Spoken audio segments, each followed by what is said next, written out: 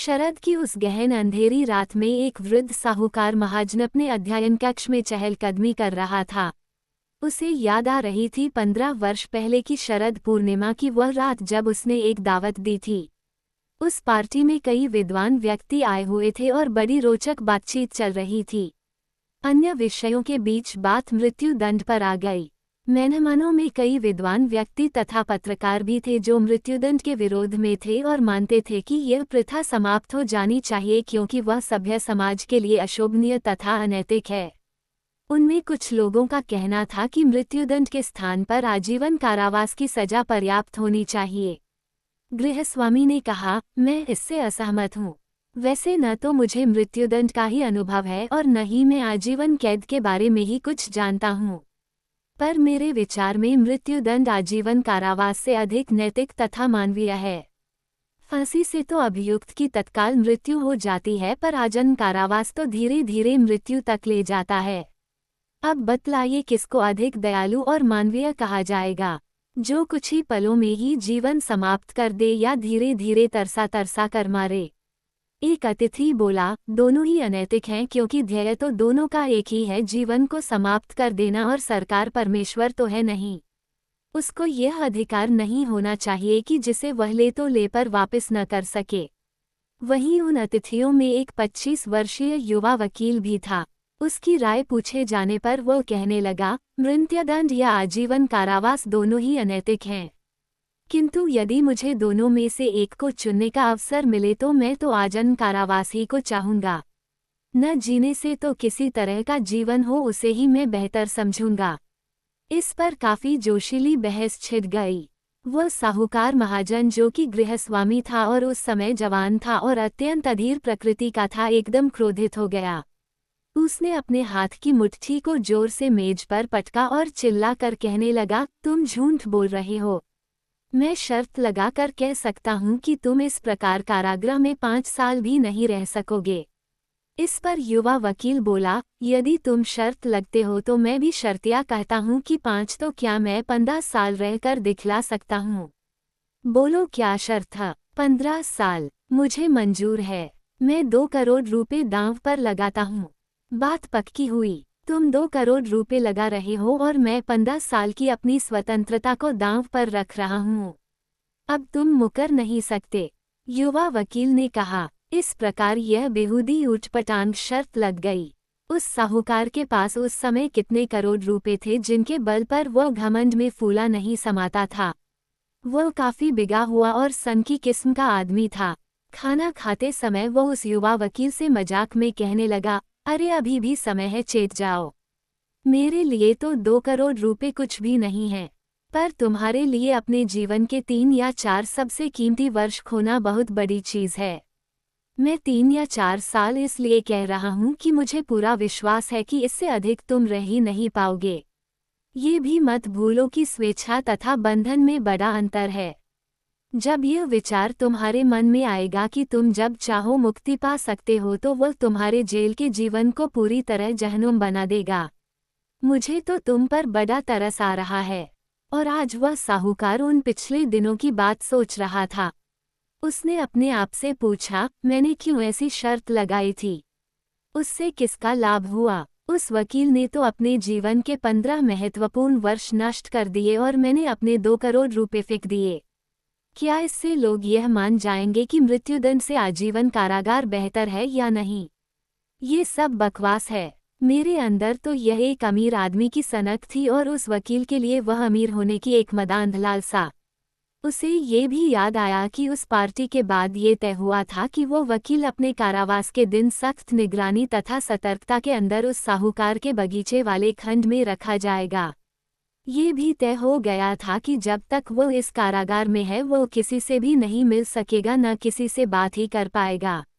उसे कोई अखबार भी नहीं मिलेंगे और न ही किसी के पत्र मिल सकेंगे। हाँ, उसको एक वाद्य यंत्र दिया जा सकता है। पढ़ने के लिए उसे पुस्तकें मिल जाएंगी और वह पत्र भी लिख सकेगा। शराब पी सकता है और धूम्रपान भी कर सकता है। यह मान लिया गया कि बाहर की दुनिया से संपर्क के लिए वह केवल वहां बनी हुई खिड़की में से चुपचाप अपने लिखित नोट भेज सकेगा। हर आवश्यकता की चीज जैसे पुस्तकें, संगीत, शराब इत्यादि वो जितनी चाहे उसी खिकी में से ले सकता है। एग्रीमेंट में हर छोटी से छोटी बात को ध्यान में रखा गया था।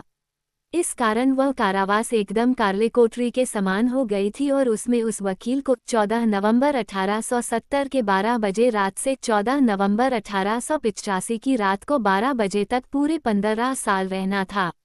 उसमें किसी भी प्रकार की भी खामी होने से, चाहे वह 2 मिनट की भी हो, साहूकार 2 करोड़ रुपए देने के दायित्व से मुक्त कर दिया जाएगा। इस कारावास के पहले साल में जहां तक उसके लिखे पर्चों से पता लगा, उसने अकेलापन तथा ऊब महसूस की। रात दिन उसके कक्ष से पियानो की आवाजें आती थी। उसने शराब तथा तंबाकू त्याग दिए और लिखा कि ये वस्तुएं उसकी वासनाओं को जागृत करती हैं और ये इच्छाएं तथा वासनाएं ही तो एक बंदी की मुख्य शत्रु हैं। अकेले बैया शराब पीने में भी कोई मजा नहीं। सिगरेट से कमरे में धुआं फैल जाता है और वहां का वातावरण दूषित हो जाता है। पहले वर्ष में उसने हल्की फुल्की किताबें पढ़ी जिनमें अधिकतर सुखांतक, कामोत्तेजक, अपराध संबंधी या इसी तरह के उपन्यास थे। दूसरे वर्ष में पियानो बजना बंद हो गया और बंदी ने अधिकतर उत्कृष्ट तथा शास्त्रीय साहित्य में रुचि ली। 5वें वर्ष में फिर संगीत सुना जाने लगा तथा शराब की भी मांग आई। खिड़की से झांक कर देखा गया कि वह अधिकतर खाने पीने तथा सोने में ही अपना समय बिताता रहा। अक्सर वह जम्भाएं लेते हुए देखा गया और कभी कभी अपने आप से गुस्से में बोलता रहता। पढ़ना भी उसका बहुत कम हो गया था।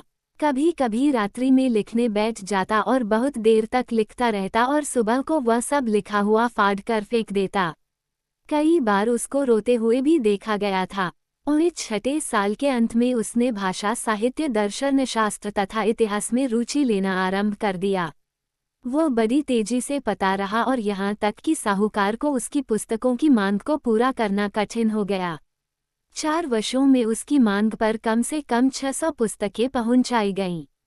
इसी मांग के दौरान उसने साहूकार को लिखा, मेरे प्रिय जेला, मैं ये पत्र 6 भाषाओं में लिख रहा हूँ। इसको विविध विशेषज्ञों को दिखलाकर उनकी राय लीजिए और यदि इसमें एक भी गलती न हो तो अपने उद्यान में बंदूक चला दीजिएगा, जिससे मुझे ये ज्ञात हो जाए कि मेरी मेहनत बेकार नहीं गई है। विभिन्न देशों और कालों के प्रतिभाशाली जिज्ञासु अपनी अपनी भावनाओं को विभिन्न भाषाओं में लिख गए हैं, पर उन सब में वही ज्योति जगमगाती है। काश आप मेरे इस दिव्य आनंद को, जैसा कि मुझे इस समय मिल रहा है, समझ सकें। कैदी की इच्छा पूरी की गई और साहूकार के आदेश पर उसके उद्यान में 2 गोलियां दागी गईं। 10 साल के बाद वह बंदी अपनी मेज के सामने जड़ अवस्था में बैठा बैठा केवल बाइबल का न्यू टेस्टामेंट पता रहता।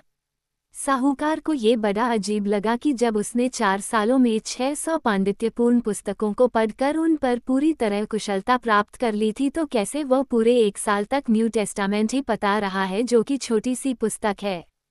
उसमें उसने क्या देखा? न्यू टेस्टामेंट के बाद उसने धर्मों का इतिहास तथा ब्रह्म विद्या पढ़ना शुरू किया।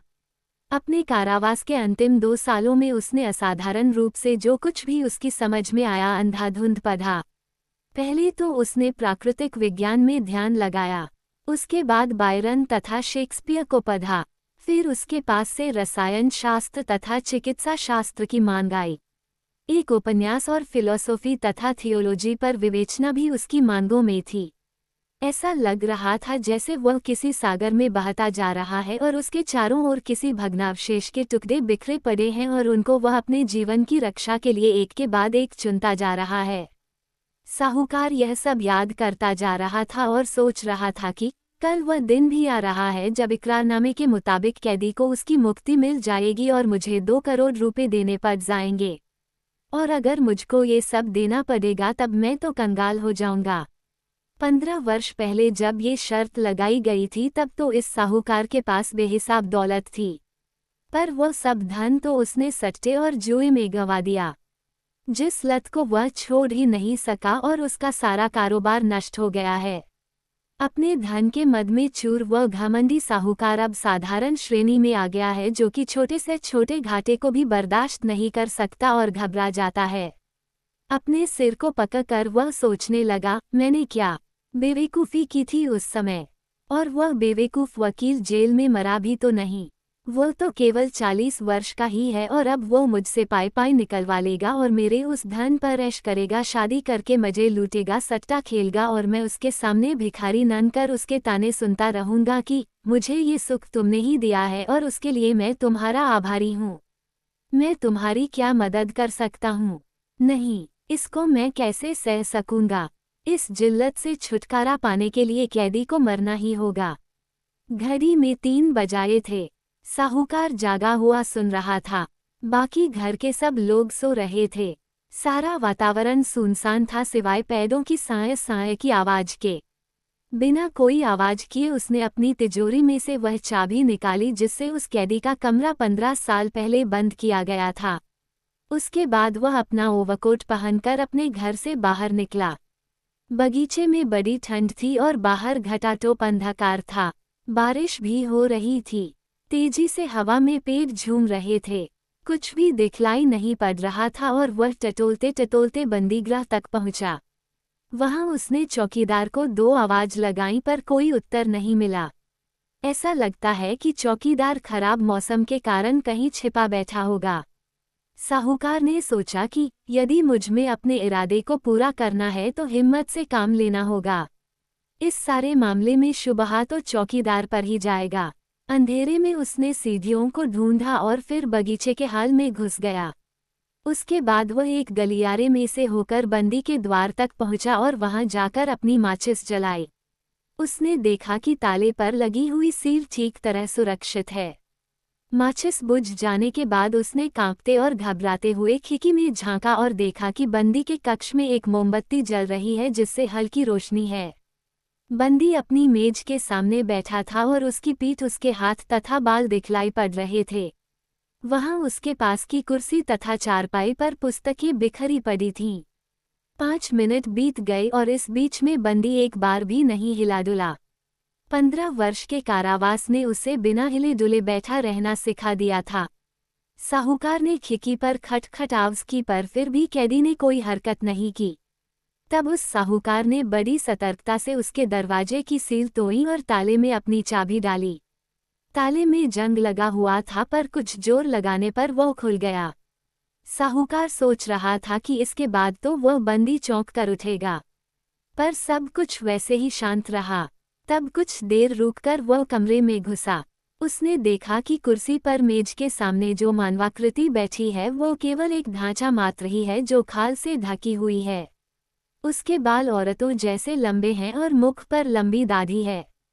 उसके हाथ जिनसे वह अपने सिर को सहारा दिए बैठा है कंकाल की तरह है जिसे देखकर भी डर लगता है। सारे बाल चांदी की तरह सफ़ेद हो चुके हैं। उसे देखकर किसी को विश्वास ही नहीं हो सकता था कि वो केवल 40 वर्ष का है।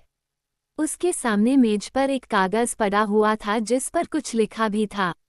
साहूकार सोचने लगा, बेचारा सो रहा है। शायद वह अपने सपनों में उन करोड़ों रूपों को देख रहा है जो कि उसे मुझसे मिलेंगे। पर मैं समझता हूँ कि इसको मैं बिस्तर पर फेंककर तकिए से दबा दूंगा तो उसकी सांस रुक जाएगी। फिर कोई भी ये पता नहीं लगा सकेगा कि उसकी मौत कैसे हुई। सब इसे प्राकृतिक मृत्यु ही समझेंगे। लेकिन इससे पहले मैं ये तो देख लूं कि इस कागज में उसने क्या लिखा है। ये सोचकर साहूकार ने मेज पर से वो कागज उठाया और पढ़ने लगा। कल रात को 12 बजे मुझे मेरी मुक्ति मिल जाएगी तथा सब लोगों से मिल पाने का अधिकार भी मिल जाएगा। लेकिन ये कमरा छोड़ने और सूर्य देवता के दर्शन करने से पहले मैं समझता हूँ कि आप सबके लिए अपने विचार लिपिबद्ध कर दूँ।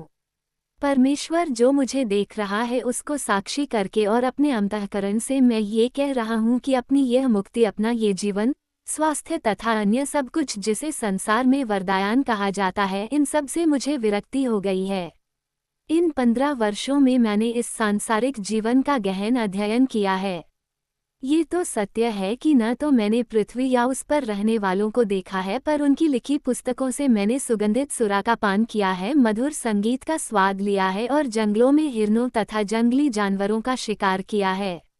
रमणियों से प्यार किया है, और ऐसी रमणियां जो कि अलौकिक बादलों में कवियों की कल्पना में रहती हैं। रात में प्रतिभाशाली व्यक्ति मेरे पास आकर तरह तरह की कहानियां सुनाते थे जिनको सुनकर मैं मदमस्त हो जाता था। वे पुस्तकें मुझे पहाड़ों की ऊंचाई तक ले जाती थीं और मैं माउंट ब्लैंक तथा माउंट एवरेस्ट तक की सैर कराता था। वहां से सूर्योदय तथा सूर्यास्त के दर्शन कर लेता था। महासागर तथा पहाड़ों की चोटियों में मैं विचर सकता था। मैं देख पाता था कि किस प्रकार आकाश में बिजली चमककर बादलों को फाड़ देती है। मैंने हरे भरे जंगल तथा खेतों को, नदियों, झीलों तथा शहरों को देखा। जलपरियों को गाते हुए सुना। एक सुंदर दानव को अपने पास आते हुए देखा। ये पुस्तकें मुझे अथाह अगाध सीमा तक ले जाती और अनेक चमत्कार दिखलाती। शहर जलते और भस्म होते देखे, नए नए धर्मों के प्रचारकों को सुना और कितने देशों पर विजय प्राप्त की। इन पुस्तकों से मुझे बहुत ज्ञान मिला। मानव की अटल विचारधारा जो कि सदियों में संचित हुई है, मेरे मस्तिष्क में एक ग्रंथि बन गई है और अब मैं जानता हूँ कि आप सब लोगों से मैं अधिक चतुर हूँ। फिर भी इन पुस्तकों को तुच्छ समझता हूँ और यह जानकर कि संसार का सारा ज्ञान तथा वरदान व्यर्थ है, मैं उनकी उपेक्षा करता हूँ।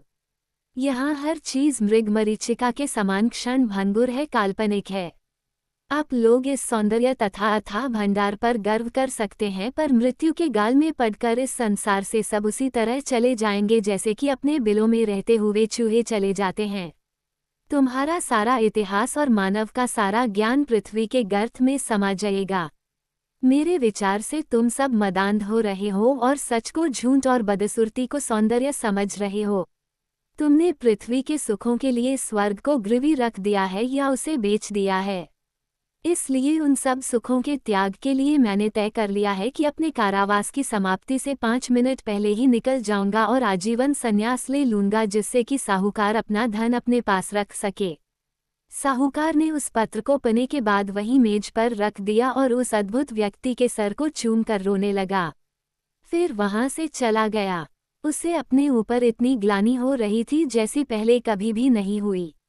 अपने कमरे में आकर वह बिस्तर पर लेट गया, पर उसे अपने हृदय में मलाल के कारण न तो बहुत देर तक नींद ही आई और न ही उसके आंसू रुके। अगले दिन प्रातः बेचारा चौकीदार भागता हुआ आया और उसने बतलाया कि वह बंदी खिड़की में से कूदकर फाटक के बाहर चला गया। अफवाहों से बचने के लिए साहूकार ने बंदी के कक्ष में जाकर मेज पर पड़े उस संन्यास वाले कागज को उठा लिया और अपनी तिजोरी में सदा के लिए बंद कर दिया।